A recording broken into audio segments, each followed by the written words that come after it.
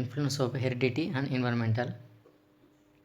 Heredity అంటే ఏంటంటే heredity provide the basis of our development of a human personality. Heredity is what is a person is born with all the qualities that are a child has inherent from parent is called heredity అని అంటారు. అదే at the time of a consumption and union of a male and female germ cells are cases and fertilization of a womb. The fertilization eggs are known as a zygote అని కూడా అంటారు. zygote అంటే ఏంటి, 46 chromosomes ఉంటాయి. 23 అంటే 23 ఏమో male, 23 ఏమో female మీద ఆటోసోమ్స్ అనేవి ఉంటాయి. ఈ సీటెట్లో చాలాసార్లు అడిగిన బిట్టు నోట్ చేసుకోండి, ఇంపార్టెంట్ పాయింట్స్ ఇందులో. అదేవిధంగా environment includes all aspects of a surrounding. అదేవిధంగా this factors influence development of a individual మీద డిపెండ్ అయి ఉంటుంది. This environmental is everything that are affecting the individual and expect is a genes మీద depend అయి ఉంటుంది. అదేవిధంగా environmental consist of a various types of a forces like physical, social, moral, economical and political, culture and emotional forces మీద depend అయి ఉంటుంది.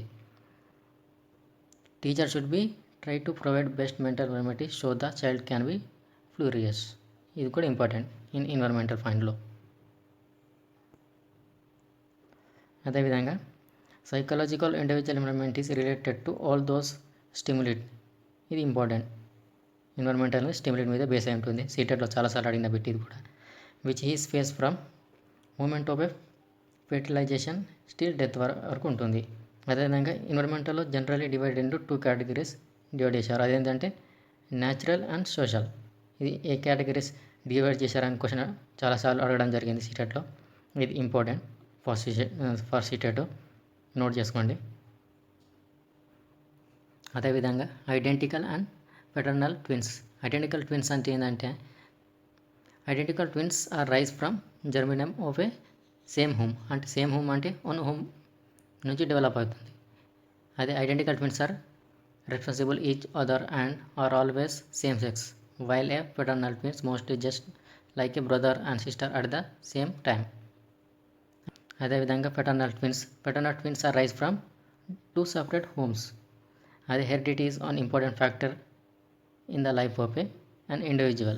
ఇది important.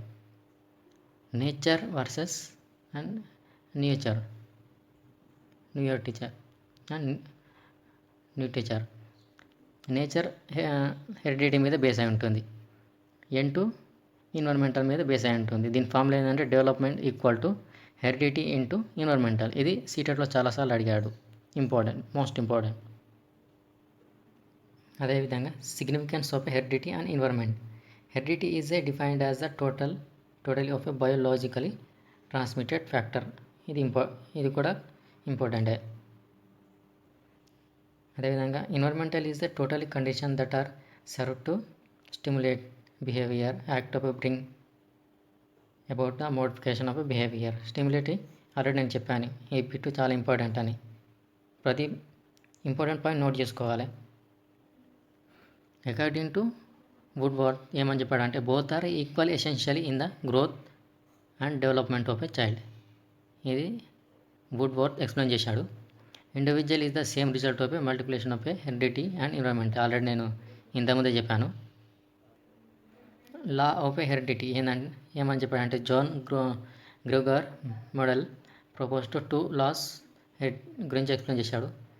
Law of a heredity గురించి 2 laws explain చేసింది ఎవరు అని అన్నప్పుడు జాన్ గ్రెగర్ మెండల్ అనే సైంటిస్టు లా ఆఫ్ హెరిడిటీ గురించి ఎక్స్ప్లెయిన్ చేసిండని సీటెట్లో చాలాసార్లు అడిగాడు బిట్టు, ఇంపార్టెంట్, నోట్ చేసుకోండి. అదేవిధంగా ఇంకోటి లాస్ 2 laws ఏవి అంటే law of a segregation and dominances. If the threat of a one genic are not a manifest in the one generation, it does not mean that they are die. It is important. If many becomes a dominated in a future generation కూడా చేయొచ్చు వీళ్ళు. అదేవిధంగా law of a independent assortment. This law explain the distribution of a one genetic మీద threat and does not influence in the distribution of a other threat. అంటే threat అంటే ఏంటంటే suppose వాళ్ళ వాళ్ళ పేరెంట్స్ నుంచి జెనెటిక్గా హెయిర్స్ కానీ నేల్స్ మీద కొందరేమో బోన్స్ని డిపెండ్ చేస్తూ జెనెటిక్గా మనం డిపెండ్ చేయబడతాయి అన్నట్టు కొన్ని సెల్స్.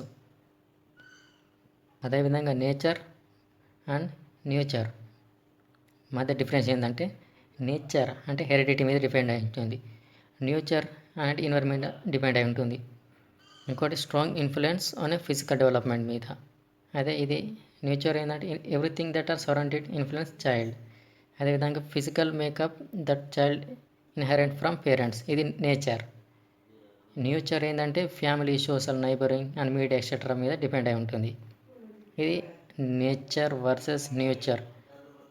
నేచర్ అనేది హెరిడిటీ మీద డిపెండ్ అయి ఉంటుంది, న్యూచర్ అనేది ఎన్విరాన్మెంటల్ మీద డిపెండ్ అయి ఉంటుంది. ఈ రెండు అనేవి దేని మీద డిపెండ్ అయి ఉంటాయంటే డెవలప్మెంట్ మీద. ఇది ఒక ఫార్ములా, ఎన్విరాన్మెంటల్ అండ్ హెరిడిటీ. ఇది ఇంపార్టెంట్, సీటెట్లో చాలాసార్లు అడగడం జరిగింది, నోట్ చేసుకోవాలి.